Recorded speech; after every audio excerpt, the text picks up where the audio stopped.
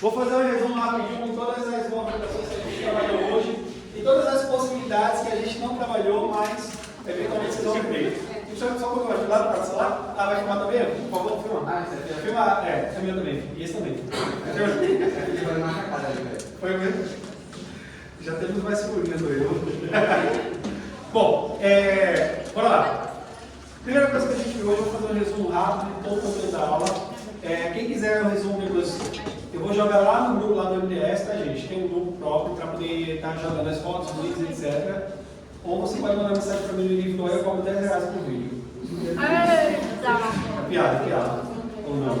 Aí, fizemos hoje. Primeira coisa, ideia de marcação básica. Toda a movimentação da base, ela é usada em todas as outras variações do próprio movimento.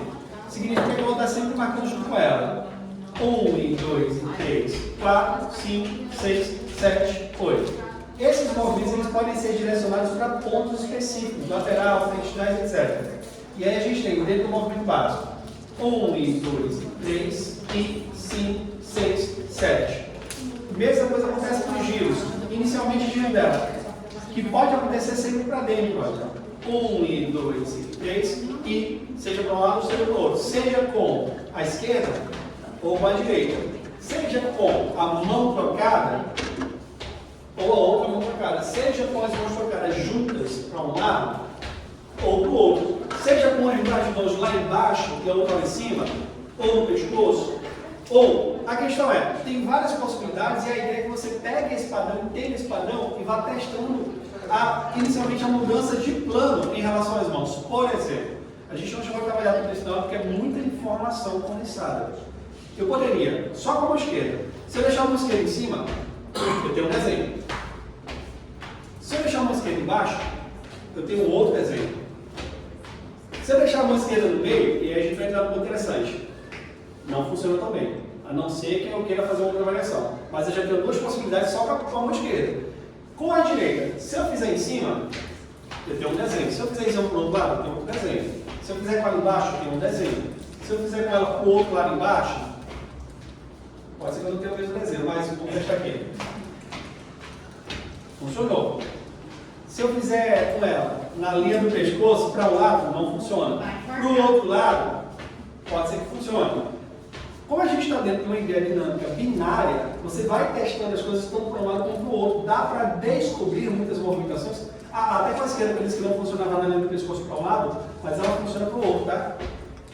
Como é que eu vou descobrir tudo isso? Testa, tentativa e erro, vai fazendo.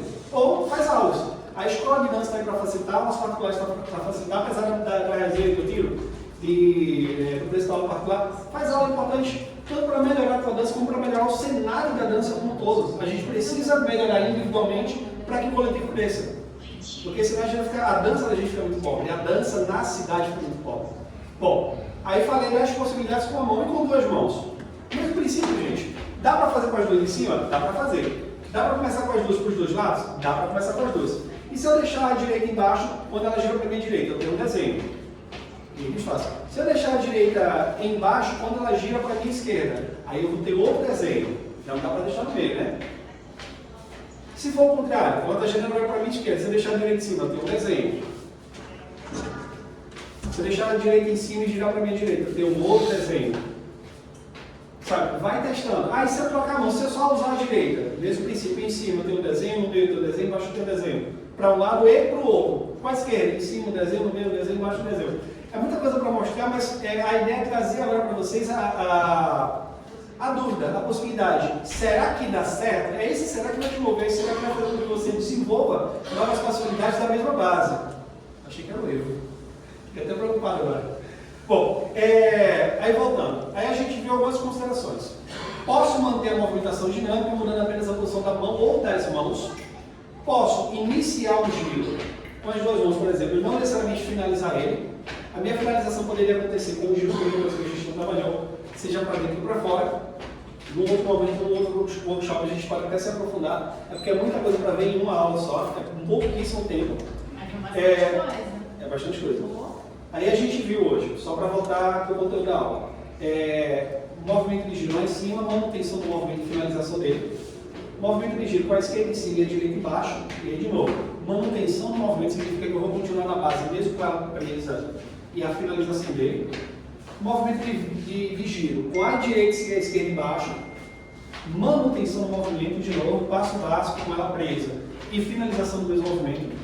Vimos uma quebra dinâmica que é quando a gente, em vez de manter o contratempo, os 3 tempos, as 3 marcações, eu faço um movimento binário. Então, em vez de contar 1, 2, 3, pode passar a marcar 1 e 2 e. Ou manter a mesma contagem, 1, 2, 3, 4, e aí não vai influenciar muita coisa não.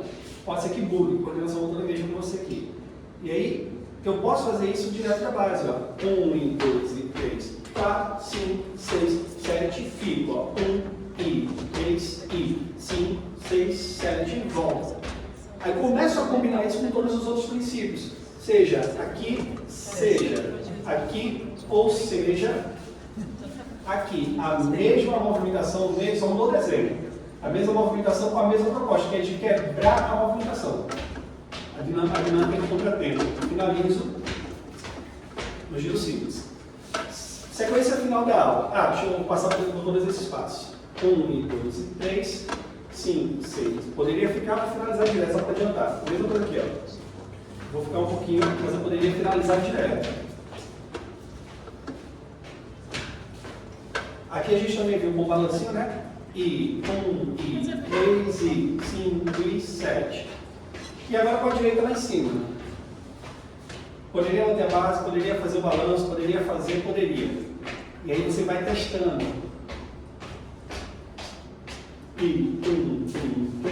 E para concluir, a gente fez uma variação simples, tá? Para mim. Aí trabalhamos 1 e 2 e 3 e 5, 6, 7. Primeira quebra dinâmica real. Por quê? Vou trabalhar a mesma perna para 2 movimentações. Geralmente eu trabalho uma perna, uma transferência ou um tempo para cada movimentação. Dessa vez eu vou fazer o contrário. Vou segurar ela. 1 e 3. Percebe que ela marcou 2 tempos com a mesma perna.